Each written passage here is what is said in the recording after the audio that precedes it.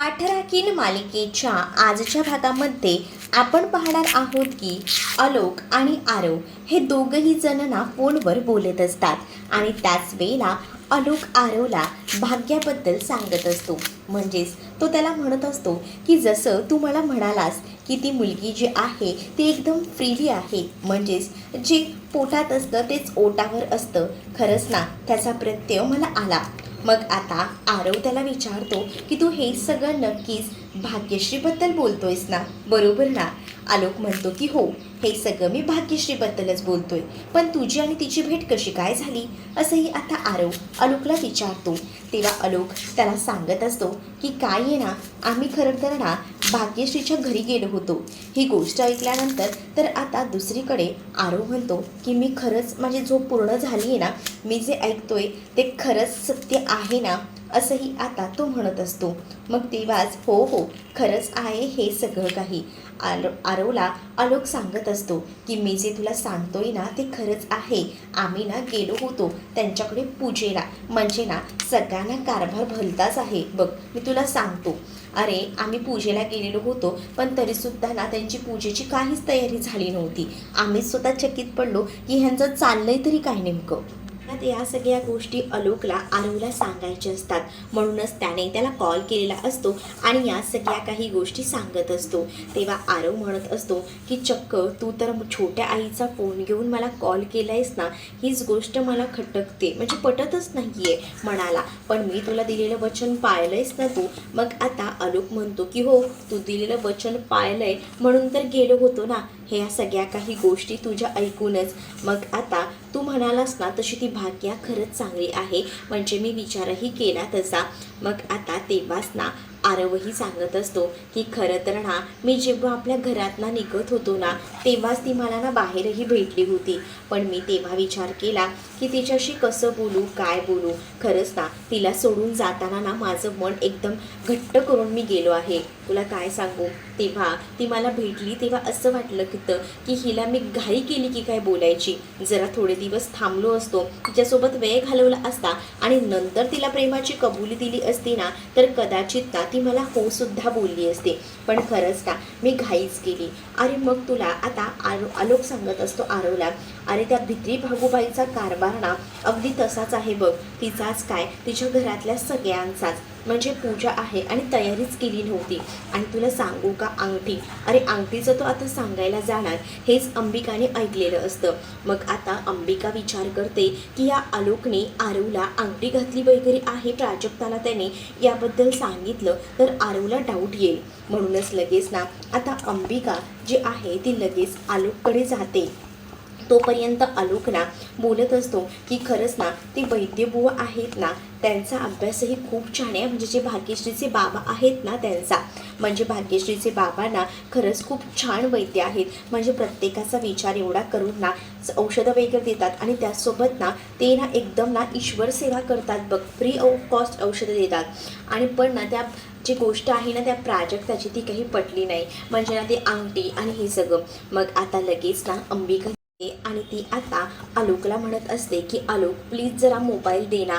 आलोक म्हणत असतो की थांब ना, मी आरवसोबत बोलतोय. पण आता अंबिका म्हणते की हो, आरवसोबत बोलतोय ते सगळं ठीक आहे, पण मला ना जरा तुझ्या काकांना अर्जंटमध्ये कॉल करायचा होता. मोबाईल घेतल्यानंतर अंबिका आरवशी सुद्धा बोलत असते. आरव म्हणत असतो अगं काकू, तो माझ्यासोबत काहीतरी बोलत होता ना, दे ना त्याला बोलू दे ना माझ्यासोबत. पण तेव्हाच ना अंबिका म्हणत असते की अरे तो तुला नंतर फोन करेल. काय आहे ना की काका ना मीटिंगला गेले आहेत आणि येतो बोलले, पण बराच उशीर झाला अजून ते आले नाही आहेत, मला काळजी वाटते. आता इथे अंबिकाने कसाबसा फोन तर काढून घेतलेला असतो आलोककडनं, कारण तिला असं वाटत असतं की आरवला जे आहे ते बाहेर US ला का पाठवलं आहे, का तर त्याला या प्राजक्ता आणि आलोकच्या लग्नाबद्दल कळायला नको. आणि आता एवढी मोठी चूक झाली असती, ह्याने जर काही गोष्टी बोलून गेल्या असताना तर त्या गोष्टी ना बरोबर आरवला समजल्या असत्या आणि सगळ्या प्लॅनची वाट लागली होती. बरं झालं ऐनवेळेला मी तिथे होते असाही विचार ना आता अंबिका करत असते. अंबिकाला तर आता टेन्शनच येत असतं की ह्या सगळ्या काही गोष्टी लग्नापर्यंत कशा मॅनेज करायच्या आहेत त्या.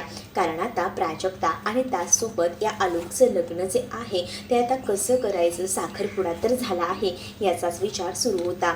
दुसऱ्या दिवशी सकाळी आता जे इंद्रजित असतात ना ते नेमके यायला निघालेले असतात, म्हणजेच घराकडे जात असतात. ते US ना काय आलेले असतात आणि तिथपास ना त्यांची गाडी ना मध्येच बंद पडलेली असते. म्हणून गाडी बंद पडल्यामुळे ते आता त्यांची गाडी घेऊन तिथेच थांबलेले असतात. ड्रायव्हर गाडी वगैरे चेक करत असतो की काय झालं आहे. त्याच रस्त्यावर ना नेमक्या प्राजक्ता आणि भाग्यश्री चाललेले असतात. त्यांची आता लग्नाची शॉपिंग करायचं ठरलेलं असतं. मग तेव्हाच ना भाग्या बोलत असते की मी तर ठरवले की बाबा तुझ्या लग्नामध्ये काय घालायचं, खूप जास्त आपण शॉपिंग करूया. तेवढ्यातच ना तिकडनं एक लहान मुलगी शाळेत ना जात असते. म्हणजे ती आता शाळेत जात असताना तिच्या अंगावर ना एका गाडीवाल्याने पूर्णपणे चिखल उडवलेला असतो. जसा आता चिखल उडवला जातो ना तसं आता ती मुलगी बोलत असते की आता माझं काय होईल, म्हणजे मला आता असं स्कूलला जावं लागेल आणि सगळीजणं मला चिडवतील. ही कुठेतरी भीती ना आता तिला वाटत असते. त्याच मुलीला आता प्राजक्ता आधार देऊ लागते. प्राजक्ता म्हणत असते की तू काळजी करू नको, मी आहे ना, मी तुझ्यासोबत असताना टेन्शन बिलकुलही घ्यायचं नाही. आणि मग आता प्राजक्ता स्वतः तिथे चिखलामध्ये गुडघ्यावर बसते आणि जशी आता ती गुडघ्यावर बसते ना तसं आता त्या मुलीला स्वतःच्या रुमालाने तिच्या फ्रॉकवर जेही काही डाग उडालेले असतात ना ते सगळे डाग पुसून देऊ लागते. ना आता प्राजक्ता त्या मुलीला सांगत असते की कोणी काही विचारलं ना तर सरळ सांगायचं मला रस्त्यात ना एक मॉन्स्टर भेटला होता आणि त्याने हे सगळं काही केलं. तेव्हाच आता ती लहान मुलगी म्हणत असते पण माझी आई म्हणते की मॉन्स्टर तर नसतात ना. मग तेव्हाच ना प्राजक्ता म्हणत असते की ते तुझ्या आईला तुला मला माहिती ना मॉन्स्टर नसतात ते, पण तुला आणि बाकी इतर शाळेतल्या मुलांना कुठे माहिती, त्यांना असंच सांगायचं की आपल्याला मॉन्स्टर भेटला होता. मग कोणता मॉन्स्टर, मग पोटासूर मॉन्स्टर भेटला होता असं सांगायचं. मग आता प्राजक्ताने हे नाव सांगितल्याबरोबर ती मुलगी तर आता हसायलाच लागते. मग आता प्राजक्तासोबत तिचे सूर ना छान जुळून आलेले असतात. प्राजक्ता अगदीच ना त्या मुलीच्या चेहऱ्यावर हसू आणत असते, कारण ती मुलगी खूपच जास्त अशी टेन्शनमध्ये होती, कारण तो चिखल घेऊन कसं काय शाळेत जायचं. पण हे सगळं ना लांबून ना जे आलोकचे बाबा असतात ना इंद्रजित, ते सगळं काही पाहत असतात आणि त्यांना तर आता प्राजक्ता बघता क्षणी ना पसंत पडलेली होती. खरंच ना किती गुणी मुलगी आहे ना, म्हणजे त्या मुलीला कसं सावरून घेतलं असं बोलून त्यांना आता प्राजक्ताचा अभिमान वाटत असतो. प्राजक्ताने हे सगळं काही पाहिलेलं नसतं की समोर एखादा व्यक्ती आपल्याला पाहतो आहे, पण प्राजक्ताला त्यांनी बरोबर निरखून घेतलेलं असतं. तेच आता दुसरीकडे पाहायला मिळत असतं की इकडे आता जी प्राजक्ता आहे ती मात्र आता भाग्यासोबत बोलत असते. भाग्य आता प्राजक्ताला म्हणत असते की बघितलंस का, नेहमी ना तुझं हे असंच असतं, प्रत्येकाचा विचार करायचा, स्वतःचा विचार मात्र करू नकोस. तिच्या कपड्यांचे डाग पुसायला गेलीस पण तुझ्या कपड्यांना बघितलंस का किती डाग लागलेत ते. मग आता प्राजक्ता म्हणते की अगं असू दे ग, त्यात काय एवढं, पण तू बघितलंस का तिच्या चेहऱ्यावरची स्माईल आली होती ना त्याची व्याख्या दुसरीकडे कुठेच नाही. मग आता भाग्याही म्हणत असते की हो किती गोड मुलगी होती ना ग ती, खरंच ना. मग आता प्राजक्ताही म्हणते की हो खरंच खूप गोड मुलगी होती, पण आता तिलाही काळजी वाटत होती ना की कसं जायचं तसंच, पण बरं झालं तिला आपण ते पुसून दिलं. ते आता कसं ती सांगू शकते ना शाळेमध्ये व्यवस्थित. मग तेव्हाच ना भाग्या आणि प्राजक्ता पुढच्या प्रवासाला निघतात, कारण त्यांना आता पटकन ना पुढची शॉपिंगही करायची असते. तेच इकडे आता सुलक्षणा कोणता हॉल बुक करायचा याचा विचार ती करत असते. तेच आता अंबिकाला एक हॉल आवडलेला असतो. अंबिका म्हणत असते की हा बँक्वेट हॉल चांगला आहे, म्हणजे प्रशस्तसुद्धा आहे आणि आपल्याला हव्या असलेल्या सगळ्याच गोष्टी त्यात आहेत. तेच आता इकडे असणारी सुलक्षणा म्हणत असते की तो नको, तो खूप जास्त लांब पडेल आणि एवढा मोठा आपल्याला बँक्वेट काय करायचा आहे, आपल्याला जरी सुखसुविधा मिळाल्या तरीसुद्धा आपल्याकडे जास्त कोणी नसणार आहे, म्हणजे ही आपली फॅमिली आणि त्याचसोबत प्राजक्ताची ती फॅमिली, जास्त लोक कोणीच नसल्यामुळे ना आपण लग्न ना एकदम शांतपणाने करणार आहोत. त्यामुळे मला असं वाटतं की राहू दे. मग तेच ना दुसरीकडे तिथे असणाऱ्या श्रेयस, त्याचसोबत सत्यन आणि बरोबर प्रीती या तिघांनाही सुलक्षणा म्हणत असते की तुमचं पण काही सजेशन असेल तर आम्हाला सांगा. मग तेव्हाच ना प्रीती म्हणत असते की आमचं काही सजेशन असेल आणि आम्ही जर ते सांगितलं तर ते काय प्राजक्ताच्या मामाला परवडणार आहे का, असं आता प्रीती बोलल्याबरोबर ना इकडे आता सुलक्षणा प्रीतीवर चिडते आणि सुलक्षणा प्रीतीला म्हणत असते की राहू दे, तू ना काहीच बोलू नकोस, जा तुझ्या रूममध्ये जाऊन बस. मग त्यावर आता श्रेयस म्हणत असतो की अगं काकू, ती कुठे काही चुकीचं बोलते, ती बरोबर तर बोलते ना, पण आता आपल्याला हे लग्न जे आहे ते छोट्या खाणीत करायचं आहे. म्हणजे छोटासा जरी हॉल असला ना बँक्वेट तरीही चालेल, आपल्याला कोणाला जास्त इन्व्हाइट करायचंच नाही आहे. तेवढ्यातच ना आता आलोकचे बाबा जे आहे ते दारावर येतात आणि ते म्हणतात की काय, मग आता मलाही सांगणार नाही आहेस का, असं आता ते बोलू लागतात. जसं आता ते बोलतात ना तसं मात्र आता इथे असणाऱ्या सुलक्षणाला तर धक्काच बसतो. सुलक्षणा विचार करते की हे कसे काय इथे येऊन पोचले, कारण सुलक्षणाने प्राजक्ता आणि आलोकचं लग्न ठरलं आहे हे आपल्या नवऱ्यालाच म्हणजे इंद्रजितला सांगितलेलं नव्हतं, कारण त्या दोघांचंही कधीच पटत नव्हतं. तेच आता दुसरीकडे जेव्हा आता इंद्रजित येतात तेव्हा मात्र आता सुलक्षणाला म्हणतात की आता आलोकचा वडील मी सुद्धा आहे आणि त्या वडिलाची जबाबदारी आहे की मी सुद्धा या लग्नात, मला तर तू काही बोलवलं नाही तरी सुद्धा मला असं वाटलं की यावं आणि त्याच विचाराने मी इथपर्यंत आलेलो आहे. ते काय आहे ना, आलोक माझा सुद्धा मुलगा आहे. बरेचसे निर्णय तू तुझ्या मर्जीने घेते म्हणून तुला असं वाटत असेल की हाही निर्णय आपण तसाच घ्यावा, पण हा तुझा गैरसमज आहे. कारण आता या लग्नात मी सुद्धा आहे आणि मला सुद्धा बघायचं आहे की आलोकचं लग्न तू माझ्याशिवाय कसं लावतेस ते. असंही आता सुलक्षणाला इकडे असणारे इंद्रजित बोलत असतात. आता सुलक्षणाला जेव्हा इंद्रजित या सगळ्या काही गोष्टी बोलवून सुनावून दाखवतात ना तेव्हा मात्र आता सुलक्षणा भयंकर अशी चिडलेली असते. सुलक्षणा म्हणत असते की इतक्या वर्षानंतर तुम्हाला आता लग्नाच्या वेळेला सुचते का की तुम्ही त्याचे वडील आहात. ते इतकी वर्ष तर धड विचारलं सुद्धा नाही फोन करून. एवढे वर्ष जेव्हा आलोकला त्रास होत होता, तो एकटा होता, त्याचं सगळं काही मी केलं, तेव्हा कुठे होतात तुम्ही, तेव्हा तर एकाही शब्दाने मला बोललात नाही. मग तेव्हाच ना झाली असेल माझ्याकडनं चूक, पण आता आलोकच्या लग्नामध्ये मी आलो आहे ना, तर आलोकचं लग्न मी झाल्याशिवाय आता इथून जाणार नाही असं देखील आता त्यांनी कन्फर्मली सांगितलेलं असतं. जेव्हा आता त्या कन्फर्म गोष्टी सांगितल्या जातात ना तेव्हा मात्र आता इकडे सुलक्षणा त्यांच्या समोर जाऊन एकदमच उभी असते. सुलक्षणाला ते म्हणतात ना की तुला काय वाटलं की तू काय सगळ्या गोष्टी करायला लागलीस म्हणजे सगळं काही तुझ्या हातात आहे का, तर तसं नाही आहे. जेव्हापासनं या घरात आली तेव्हापासनं तुझा रुबाब जरा जास्तच आहे, पण एवढं लक्षात ठेव की तुझ्यावरचंच मी आहे आणि तुझा नवरा मी असल्यामुळे तुला या सगळ्या काही गोष्टी करायला भेटत आहेत. हेही आता इंद्रजित यांनी सुनावलेलं असतं, पण त्यावर आता सुलक्षणा सुद्धा शांत बसत नाही. ती आता सगळ्या गोष्टी भूतकाळातल्या काढायला सुरुवात करते. म्हणजेच काय, ते तुम्हाला ह्या सगळ्या काही गोष्टी अशा बोलून दाखवायला आता लाज वाटत नाही आहे, पण जेव्हा आलोक एवढ्या मोठ्या संकटात होता, तो एवढ्या मृत्यूशी झुंज देत होता, एवढं काय काय त्याच्या बाबतीत झालं, पण त्यावेळेला तुम्ही एकाही शब्दाने विचारायला आलात नाही. फक्त 10 सेकंदाचा कॉल केलात म्हणजे झालं का, म्हणजे तुम्हाला कळलं का काय झालं आणि काय नाही ते. आणि आत्ता तुम्ही येताय आणि वर लग्नाबद्दल सांगताय की मला बोलवलं नाही. का बोलवायचं? ज्या मुलाची तुम्हाला काळजीच नाही त्या मुलाच्या लग्नात तरी तुम्हाला कशाला बोलवायचं, म्हणूनच मी तुम्हाला इन्व्हाइट केलेलं नाही आहे, असंही आता ती बोलत असते. आणि जेव्हा या सगळ्या काही गोष्टी ती बोलून दाखवते ना तेव्हा मात्र आता इकडे ना सुलक्षणाचे जो नवरा असतो म्हणजेच इंद्रजित, ते आता काहीच नाही बोलत, ते शांत राहतात. कारण आता सुलक्षणाने त्यांना सुनावलेलं असतं, पण ते आता एवढ्यात काही तिथून जाणार नसतात. त्यांनी ठरवलेलं असतं की आलोकचं लग्न तू कोणासोबत लावते ना ते मला सुद्धा बघायचं आहे, यासाठी ते आलेले असतात. आणि त्यांना स्पेशली ना या प्रीतीने बोलवलेलं असतं आणि त्यामुळेच तर ते आलेले असतात, कारण त्यांना सुलक्षणाने काहीच सांगितलेलं नसतं लग्नाबद्दल वगैरे. पण सुलक्षणा जी आहे ती आपल्या नवऱ्याला नवरा मानतच नव्हती, का तर आता आलोकच्या आजारपणात ते इथे नव्हते.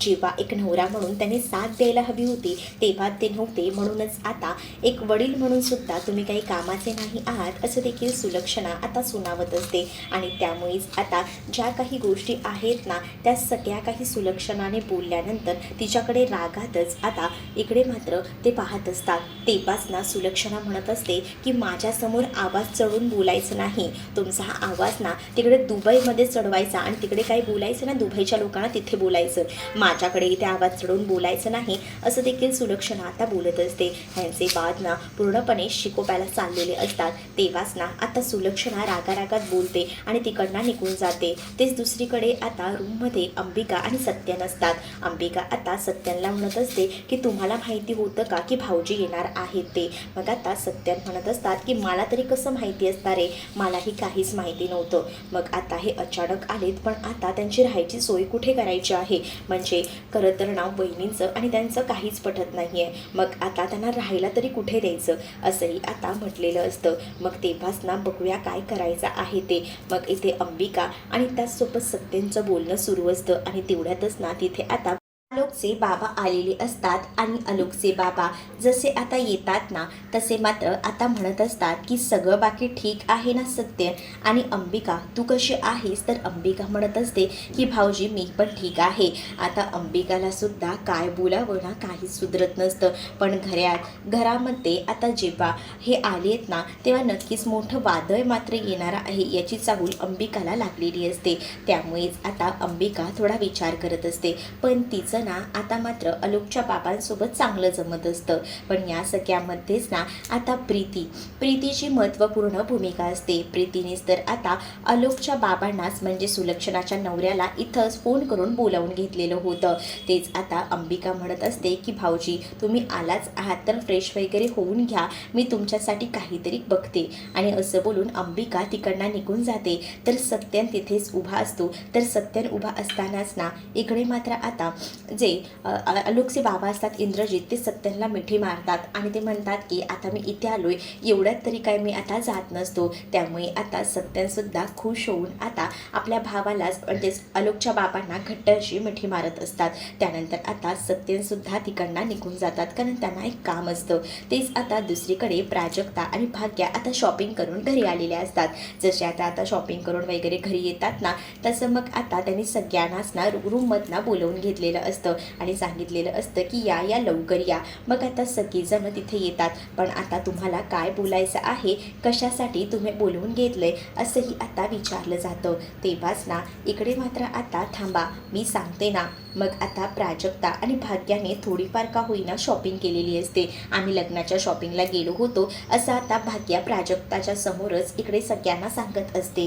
तेव्हाच दुसरीकडे मात्र आजी म्हणत असते की काय गरज होती शॉपिंग वगैरे करायची. तसंही आता त्या सूर्यवंशींनी सांगितलंच होतं ना की बस्त्याचं सगळं काही त्या करणार आहेत. मग तू कशाला गेली शॉपिंग करायला, उगाच पैसे खर्च करायला लागलीस असंही आता आजी जी आहे ती भाग्याला बोलत असते.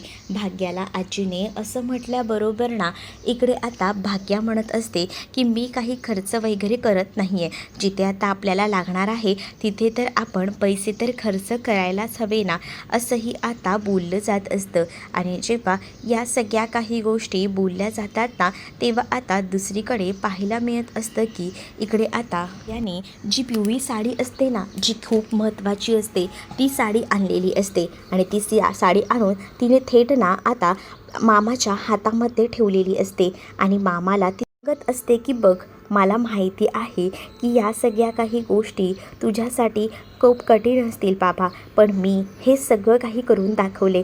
म्हणजेच तुला काळजी असणार आहे की काय आपण द्यायचं ते, म्हणूनच तर स्पेशली मी आणले बघ ना आपल्या सगळ्यांसाठी. मग आता इथे शॉपिंग तर केलेली असते आणि जी भाचीला साडी असते ना मामाकडनं तीसुद्धा आता बरोबर खरेदी केलेली असते या भाग्याने. आणि भाग्या ती साडी ना आता देऊ लागते.